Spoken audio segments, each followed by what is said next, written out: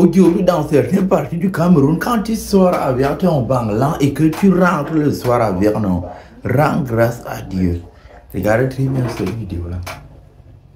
Ah, le petit, si c'est pas un coloban, ça a arraché son petit. Attends, tu dis que ça, hein? Ton truc a disparu, c'est revenu. Ou bien c'est parti? Il a touché, oui. Mais c'est devenu petit. Oui, il a touché jusqu'à qu'il a arrêté comment appuyer. Appuyer. Tu m'appuies le machine. Et toi, tu vois les banglas?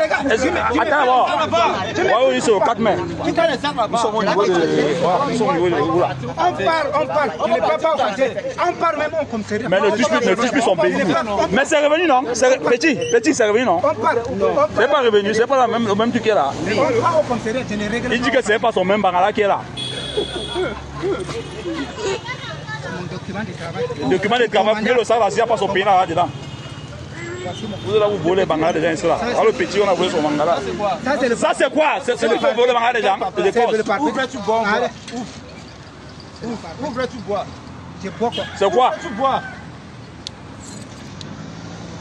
Et voler des bangala comme ça. On a besoin de commissariat.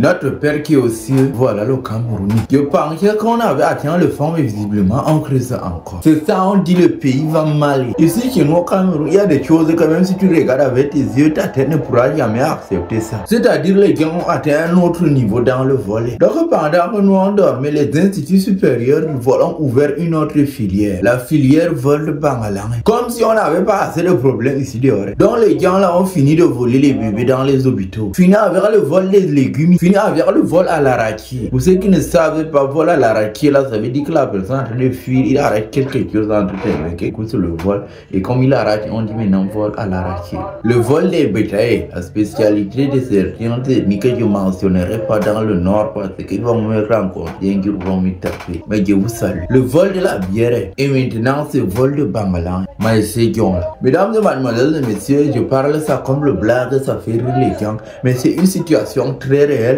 Donc beaucoup de personnes sont victimes aujourd'hui. Les cas que vous voyez que ça apparaît sur les réseaux sociaux, comme par exemple le cas de notre ami ici présent, c'est un cas isolé. Ce que moi je peux vous conseiller, c'est de 1. Éviter de serrer la main à n'importe qui. Éviter de saluer n'importe qui. Parce que selon les recherches que j'ai fait, j'ai constaté et compris que c'est quand tu salues la personne que tu lui donnes l'occasion d'entrer en toi et de te prendre ton bangala et prendre une violente tangente avec. Ça fait qu'aujourd'hui, beaucoup de personnes, on peut estimer à plus de 100 Camerounais ont été victimes de cette situation. Et c'est une situation qui ne dure pas, qui ne date pas d'aujourd'hui, qui date depuis déjà des années. Mais maintenant que c'est tombé entre des mauvaises mains, ces gens continuent de partager ça et de faire ça. Vos bangala que les gens là arrêtent comme ça là, ils partent transformer ça en argent. Selon, il y a dans une histoire que quand la personne t'arrache ton bangala, quand tu puisses l'argent que ça tombe chez lui. Donc ce que moi je peux vous conseiller, c'est prier. Quelle qu'en soit votre religion, priez très fort avant de sortir, priez quand vous rentrez. Évitez de serrer la main à n'importe qui.